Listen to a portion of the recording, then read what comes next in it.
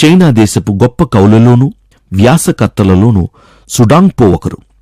బందీగా ఉన్నప్పుడు ఒక నిండు చంద్రుని చూస్తూ అతను తన సోదరుణ్ణి పోగొట్టుకున్న బాధను వివరించడానికి ఒక కవిత రాశాడు. మనము సంతోషిస్తాము, దుఃఖిస్తాము, సమకూడతాము, వెళ్ళిపోతాము. మరోవైపు చంద్రుడు పెరుగుతూ తగ్గుతూ ఉన్నాడు. పాతకాలం నుండి ఏదీ పరిపూర్ణంగా లేదు అని ఆయన రాశారు.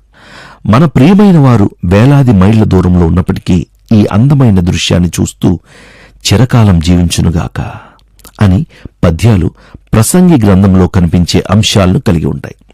ప్రసంగిగా పిలువబడిన రచయిత ప్రసంగి గ్రంథం 1:1 ఏడ్చుటకు నవ్వుటకు, దుఃఖించుటకు నాట్యమాడుటకు, రాళ్లను పారవేయుటకు, రాళ్లను కుప్పవేయుటకు, కౌగిలించుట మానుటకు సమయం ఉన్నదని ప్రసంగి గ్రంథం 3:4-5 గమనించాడు.